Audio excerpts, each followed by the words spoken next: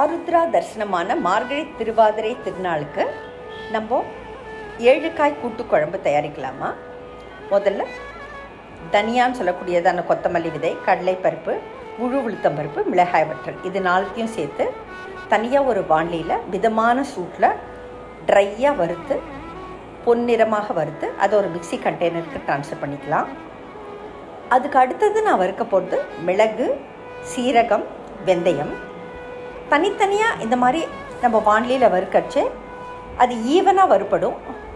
சிலது காந்தும் சிலது காந்தாது ஒன்றா வறுபடுறச்சு. அதனால் இதை தனித்தனியாக நான் வறுக்கிறேன். ஒன்றாக வறுபடக்கூடிய பொருட்களை சேர்த்து வறுக்கிறேன். இப்பொழுது மிளகு, சீரகம், வெந்தயம் நல்லா வறுபட்டுருச்சு. அதை மிக்சி கண்டெய்னருக்கு நான் ட்ரான்ஸ்ஃபர் பண்ணுறேன்.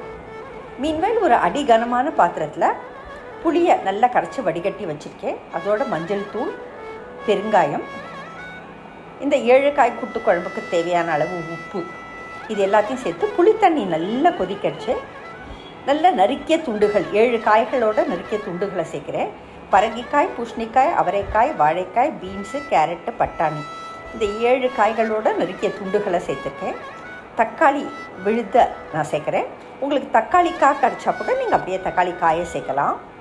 இதை நல்லா கலந்து விட்டுட்டு மூடிட்டு இது வெந்துட்டுருக்கட்டும். மீன்பாய் நம்ம வறுத்ததான பொருட்களை பொடிச்சாச்சு மிக்சியில். இதோட ஃப்ரெஷ் தேங்காய் துருவல் அதை சேர்த்துட்டு இதையும் நல்ல விழுதாக கொஞ்சம் தண்ணி சேர்த்து அரைச்சிடலாம்.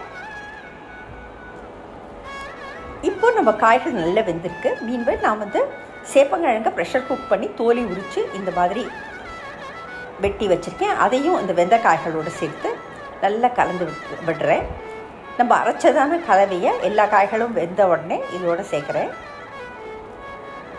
இது நல்ல ஒரு கொதி வந்துகிட்டே இருக்கச்சு கடுகு, உளுத்தம்பருப்பு, கடலைப்பருப்பு தாளித்த கலவையை சேர்த்துட்டு பொடியாக அரிஞ்ச கொத்தமல்லி தழையை அதில் தூவி இறக்கினோன்னாக்கா மணக்க 7 காய் கூட்டு குழம்பு ஆருத்ரா தரிசனத்துக்கு நைவேத்தியமாக தயார்.